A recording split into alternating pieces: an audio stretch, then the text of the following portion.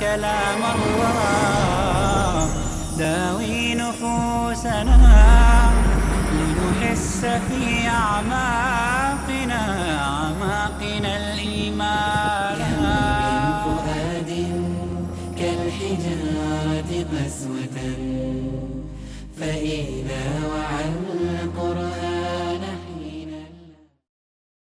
شاعر کسے کہتے ہیں؟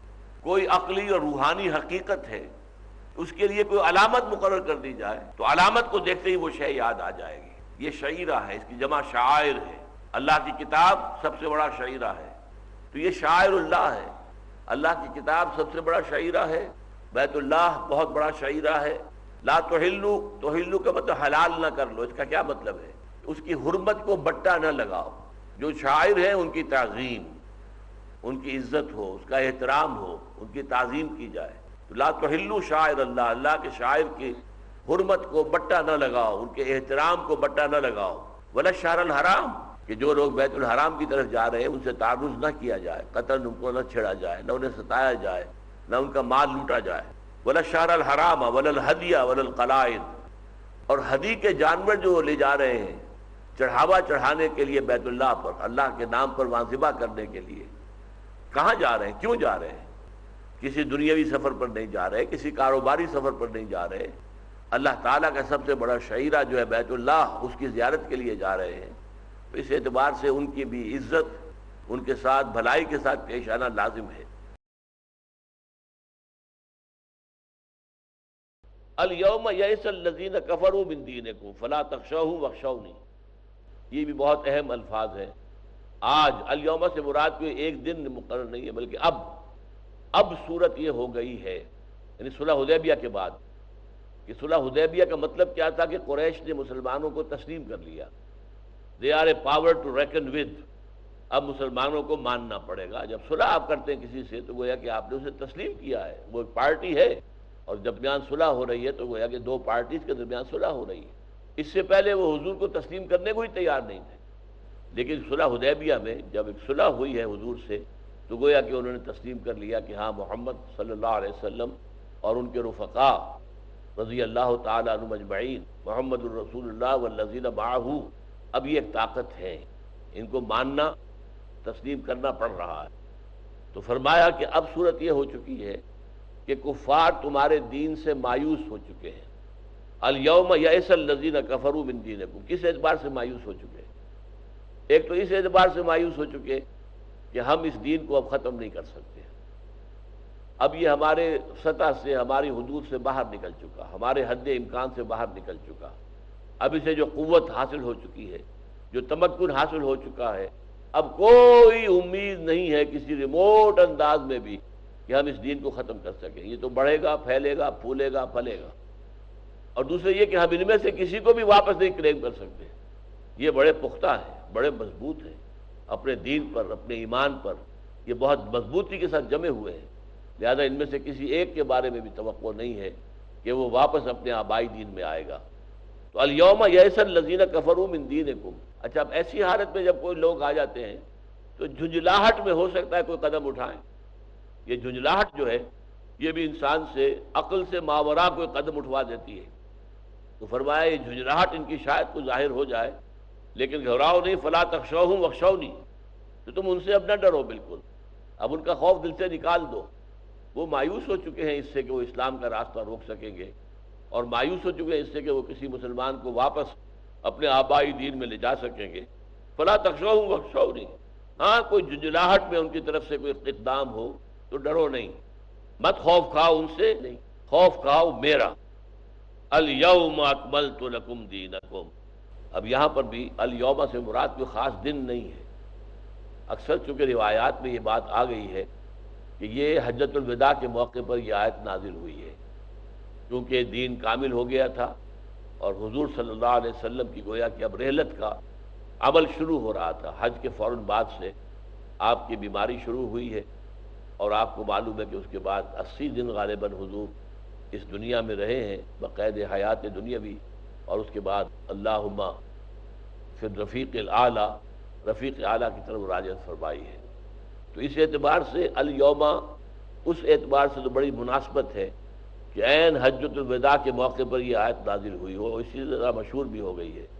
لیکن یہ سلسلہ کلام دیکھتے ہوئے معلوم ہوتا ہے کہ ایسا نہیں ہے کہ یہ بعد میں آئی ہو اور جا کر یہاں پر جو ہے اسے ٹانک دیا گیا ہو، بلکہ سلسلہ کلام میں بالکل مسلسل ہے۔ معلوم ہوتا ہے کہیں بات ٹوٹ نہیں رہی۔ الیوم اکملت لکم دینکم واتممت علیکم نعمتی۔ تو عام طور پر گمان یہی ہے مفسرین کا، یہ نازل تو اسی سورہ مبارکہ کے تسلسل میں ہوئے ہیں، لیکن یہ ہے کہ حجۃ الوداع کے موقع پر خاص اس کی شان کا ظہور ہوا، اس اعتبار سے یہ سمجھا جاتا ہے کہ یہ حجۃ الوداع کے روز نازل ہوئی۔ الیوم اکملت لکم دینکم، آج کے دن میں نے تمہارے لیے تمہارے دین کو کامل کر دیا۔ دین کسے کہتے ہیں؟ نظام کو۔ اب نظام اسلام واضح طور پر مکمل ہو چکا ہے۔ آئلی نظام کیا ہوگا، معاشرتی نظام کیا ہوگا، معاشی نظام کے اندر کون سی چیزیں ہیں جو حرام ہیں، کہ باقی اس کے بعد جو ہے وہ اس کے لیے کھول دیا گیا راستہ۔ اسی طرح جو سیاسی نظام ہے اس کے اصول کیا ہیں وہ دے دیے گئے، تو دین مکمل ہو گیا۔ اب اجتہاد کے ذریعے سے ہم نے جو دو آنکھیں تمہیں دی ہیں، کتاب اللہ اور سنت رسول صلی اللہ علیہ وسلم، ان سے راستہ دیکھو اور آگے چلو، آگے بڑھو اجتہاد کے ذریعے سے۔ دین جس حد تک ہم نے تمہیں دینا تھا وہ کامل ہو گیا۔ الیوم اکملت لکم دینکم واتممت علیکم نعمتی۔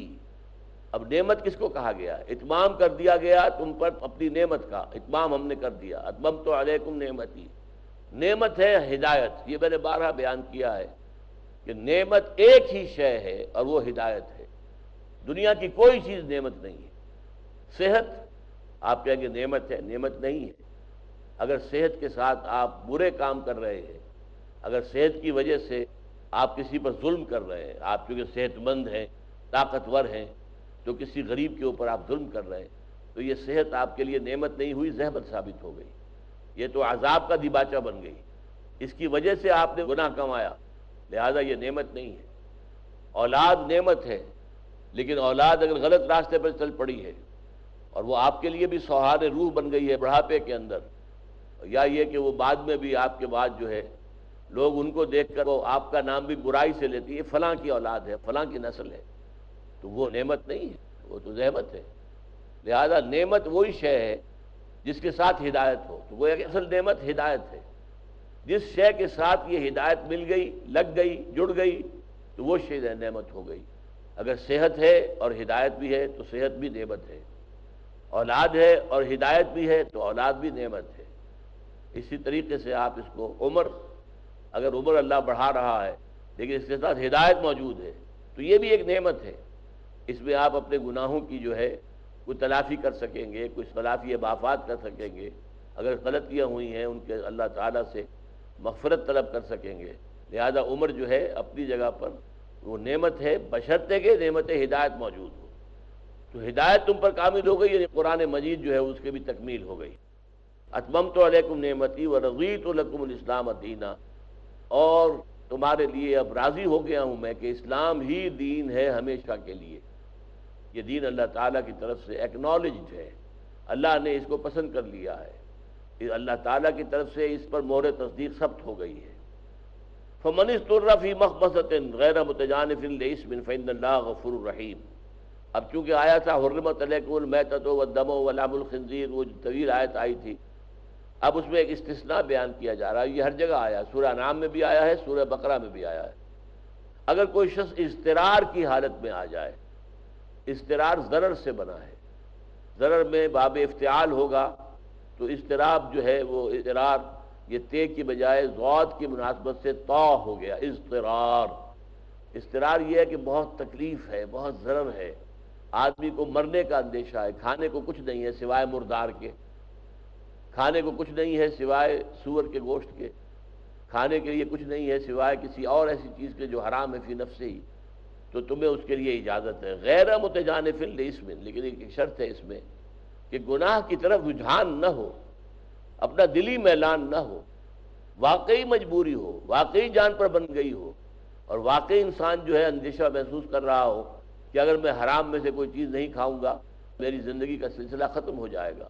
اگر ایسا ہے اور اس کے اندر میلان نہیں ہے، ایسا نہیں ہے کہ سور کا گوشت کبھی کھایا تھا اور اب اس کی لذت جو ہے اس کا چسکا ایسا پڑ گیا ہے کہ بہانے بنا بنا کر سور کا گوشت کھایا جا رہا ہے۔ اب جیسے بعض لوگ جو ہیں ہمارے ہاں عرب ممالک کے لوگ خاص طور پر اضطرار کہتے تھے کہ یورپ میں گئے، امریکہ میں گئے، گوشت ملتا نہیں، حلال گوشت ہے نہیں، گوشت تو وہاں سور کا ہے، یا یہ کہ اگر کوئی اور گوشت بھی ہے، بیف ہے، مٹن ہے، وہ بھی جھٹکے کے ہیں، وہ بھی حرام ہے، جائز نہیں ہے، تو اب کیا کریں؟ اضطرار ہے، مجبوری ہے تو کھاؤ، نہیں یہ حرام ہے، یہ اضطرار نہیں ہے۔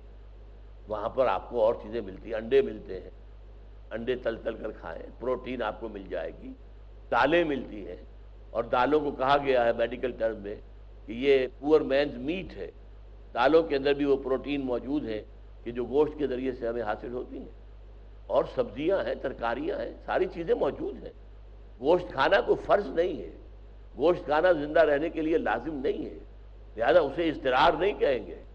یہ خام خواہ کا اضطرار جو بنایا ہوا ہے، یہ جھوٹا اضطرار، اس کو اللہ تعالیٰ کے ہاں قبولیت حاصل نہیں ہوگی۔ فمن اضطر فی الواقع فی مخمصۃ، وہ بھوک کی وجہ سے، شدید بھوک اور فاقے کی وجہ سے اضطرار کی کیفیت سے جو ہے وہ دوچار ہو گیا ہے، غیر متجانف لاسم، گناہ کی طرف اس کی طبیعت کا کوئی میلان نہ ہو۔ سورہ بقرہ میں باغ ولا عاد، کہ نہ وہ اس کا طلبگار ہو اور نہ ہی ضرورت سے زیادہ بڑھے۔ اگر فرض کیجئے کہ ایک دو بوٹیاں کھا کر جان بچائی جا سکتی ہے تو یہ نہیں ہے کہ اب پیٹ بھر کر جو ہے کھایا جائے، بلکہ صرف جان بچانے کے لیے جس قدر کھانا ضروری ہے صرف اسی پر اکتفا کی جائے۔ تو غیر متجانف لاسم فإن اللہ غفور رحیم، تو اللہ تعالیٰ بھی غفور اور رحیم ہے، بخشنے والا ہے، رحم فرمانے والا ہے۔ ایسے مضطر کو جو حالت اضطرار سے دوچار ہو چکا ہو، اللہ تعالیٰ معاف کر دے گا اگر وہ حرام شے بھی استعمال کر لے اپنی جان بچانے کے لیے۔ اقرأ وخير القرآن اعوذ باللہ من الشیطان الرجیم، بسم اللہ الرحمن الرحیم۔ یسألونک ماذا احل لہم قل احل لکم الطیبات۔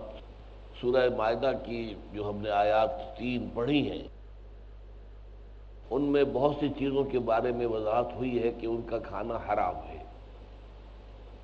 4 چیزوں کا ذکر تو قرآن مجید میں اس سے پہلے بھی سورہ بقرہ میں بھی ہو چکا، سورہ انعام میں بھی، کہ سور کا گوشت حرام ہے، مردار حرام ہے، خون حرام ہے، اور جس جانور کو اللہ کے سوا کسی اور کے نام پر ذبح کیا جائے اس کا گوشت حرام ہے، چاہے وہ جانور جو ہے وہ فی نفس ہی حلال ہو، بکری ہے، بکرا ہے، ذبح کیا گیا ہے اللہ کے نام کے سوا کسی اور کے نام پر۔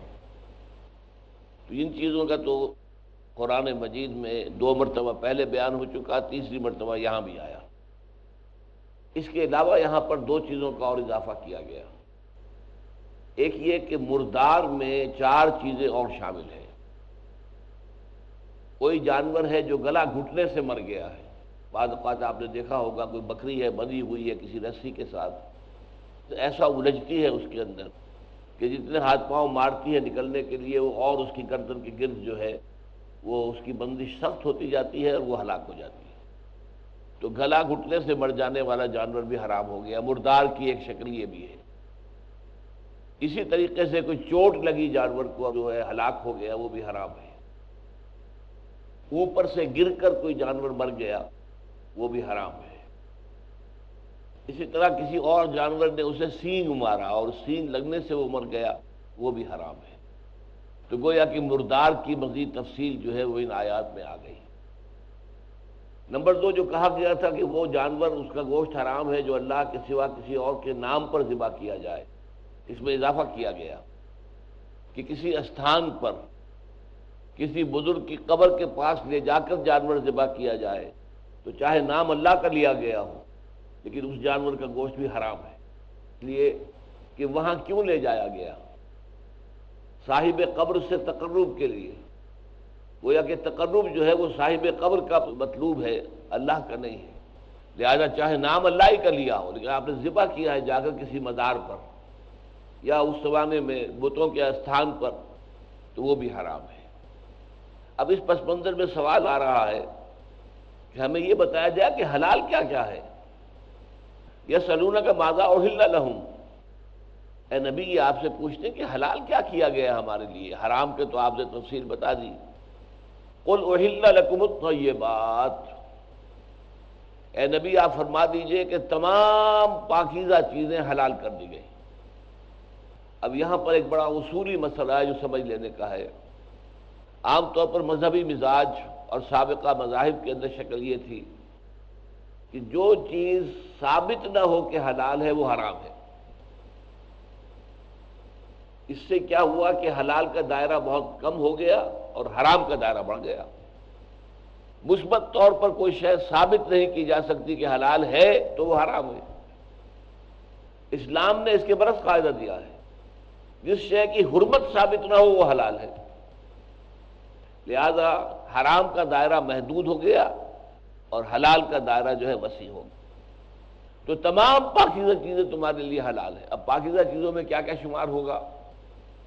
ایک تو وہ کہ وہ چیزیں جو قرآن مجید کے نصوص اور حدیث نبوی کے نصوص کی روح سے حرام ہیں، ان پر جو قیاس کیا جائے، ان کے ذیل اور ضمن میں جو جانور آئیں گے ان کا گوشت بھی حرام ہو جائے گا۔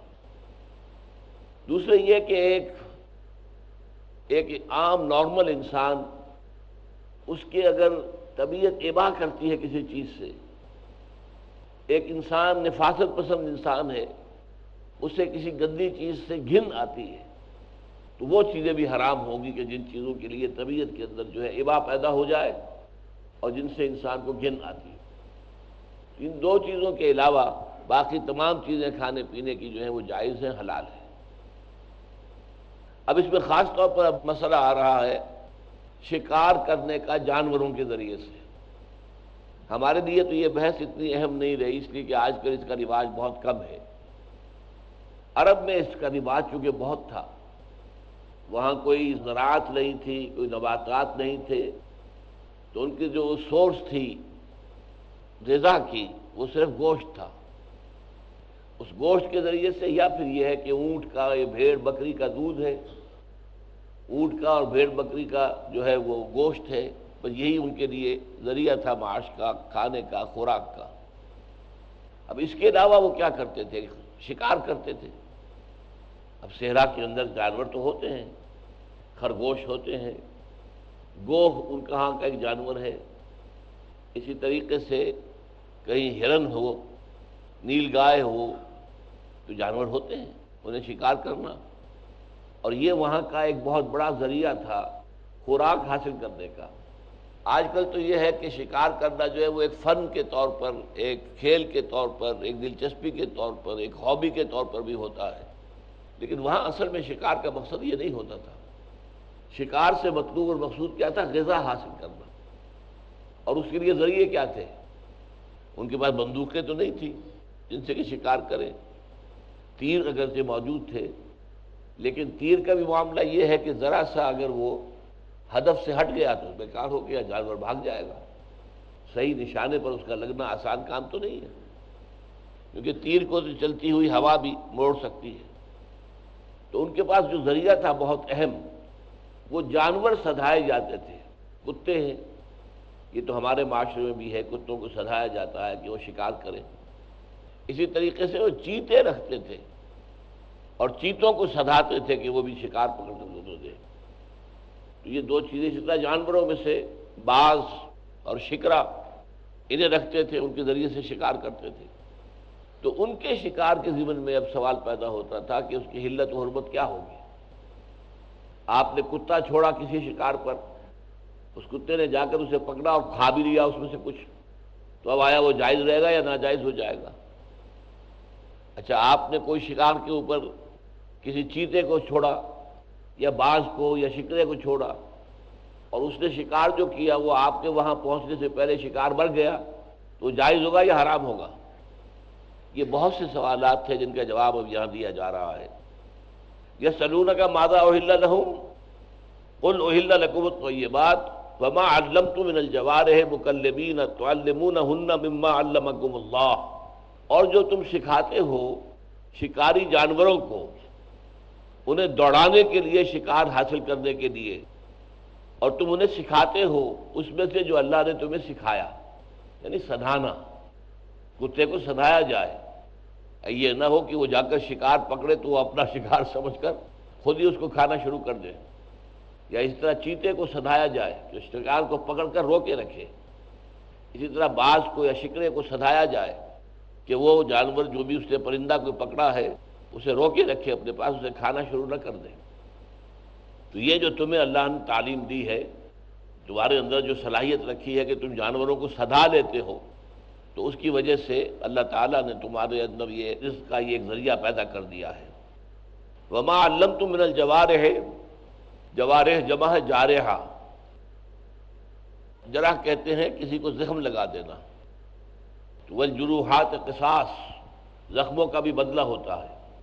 اسی طریقے سے جو جانور جو ہیں وہ شکار کرنے والے انہیں جوارح کہا گیا، مکلبینہ دوڑانے کے لیے ان کو، یہ کلب سے بنا ہے کتے سے، جیسے کتے کو دوڑاتے ہیں کہ وہ خرگوش کو پکڑ رہا ہے یا گوہ کو پکڑ رہا ہے، اور تم ان کو سکھاتے ہو، تعلمونہم مما علمکم اللہ، تم سکھاتے ہو انہیں یعنی سدھاتے ہو اس میں سے کہ جو اللہ نے تمہیں سکھایا ہے۔ فَكُلُوا مِمَّا أَمْسَكْنَا عَلَيْهِمْ، تو کھاؤ ان چیزوں میں سے کہ جنہیں وہ روک کر رکھے تمہارے لیے۔ کتے کو آپ نے چھوڑا، اس نے خرگوش کو پکڑا اور روکے رکھا، اس میں میں ابھی آپ کو تفصیل عرض کر دوں گا۔ شکار کا گوشت حلال ہوگا 4 شرطیں پوری ہونے پر۔ پہلے تو یہ کہ شکار کے اوپر باقاعدہ جو ہے کسی جانور کو چھوڑا جائے، اشارہ کر کے کہ وہ پکڑو، اس کو جاؤ، بھاگو، دوڑو۔ نمبر 2 یہ کہ وہ جانور سدھایا ہوا ہونا چاہیے، یہ نہیں کہ عام کتے کو آپ نے کہا اور اس کو دوڑا دیا، وہ سدھایا ہوا جانور ہو۔ اور سدھائے ہونے کی نشانی کیا ہے، ثبوت کیا ہے؟ ایک تو ثبوت یہ ہے کہ وہ جانور تمہارے لیے روک کر رکھے، خود کھائے نہیں۔ اگر خود کھانا شروع کر دے تو اس کا مطلب ہے اس نے شکار اپنے لیے کیا، آپ کے لیے نہیں کیا۔ اسی طریقے سے باز یا شکرا جو ہے کہ پیچھے دوڑ رہا تھا لیکن آپ نے آواز دی اسے تو وہ فوراً واپس آ گیا، آپ نے اتنا کچھ سدھا رکھا ہے کہ آپ کی آواز پر وہ اپنے شکار کو چھوڑ کر آ گیا۔ اگر یہ 2 شرطیں پوری ہو رہی ہیں تو وہ سدھایا ہوا جانور ہے۔ اگر یہ 2 شرطیں پوری نہیں ہوتی ہیں تو پھر وہ سدھایا ہوا جانور نہیں ہے، پھر اس نے جو شکار کیا اپنے لیے کیا، آپ کے لیے نہیں کیا۔ تیسرے آ رہا ہے آگے وَاذْكُرُوا اسْمَ اللَّهِ عَلَيْهِ، اس پر نام لیا کرو اللہ کا۔ یہاں عام سیاق کلام سے تو محسوس ہوتا ہے کہ کھاتے ہوئے بسم اللہ کہا جائے، لیکن اجماع ہے اس پر مفسرین کا کہ اس سے مراد یہ ہے کہ جب کتے کو چھوڑو شکار کے پیچھے، یا باز یا شکرے کو چھوڑو شکار کے پیچھے، تو بسم اللہ پڑھ کر چھوڑو۔ یہی معاملہ تیر کا ہے، تیر کے ذریعے سے آپ شکار کر رہے ہیں، ہرن نظر آ رہا ہے سامنے اور تیر چلایا ہے آپ نے اسے شکار کرنے کے لیے، تو تیر چھوڑتے ہوئے اگر آپ نے بسم اللہ کہہ دی ہے تو یہ بسم اللہ کہہ دینا کافی ہے۔ اسی پر بہت بحثیں ہوتی رہی ہیں، میں پڑھتا رہا ہوں اپنے بچپن میں علماء کے درمیان بحثیں کہ آیا بندوق کا معاملہ بھی یہی ہے کہ بندوق کو فائر کرتے ہوئے اگر بسم اللہ پڑھ لی جائے تو یہ کفایت ہو کرے گی؟ تو یہ بحثیں ہیں، جو ظاہر بات ہے کہ نیا مسئلہ بندوق اس وقت نہیں تھی، جو قیاس کیا جائے گا اسی تیر کے اوپر کہ جب تیر کمان سے نکل رہا ہے تو آپ نے بسم اللہ اگر کہہ دی ہے، تو اسی طریقے سے جب آپ نے ٹریگر دبایا ہے اور گولی نکلے گی آپ کی بیرل سے تو اس وقت اگر بسم اللہ کہہ دیا تو وہ بھی کفایت کرے گا۔ وما علمتم من الجوارح مکلبین تعلمونہن مما علمکم اللہ فکلوا مما امسکنا علیکم واتقوا اللہ، اور اللہ کا تقوی اختیار کرو، ان اللہ سریع الحساب، یقیناً اللہ تعالی حساب لینے میں بہت تیز ہے، بہت جلدی حساب چکا لیتا ہے۔ اقرأ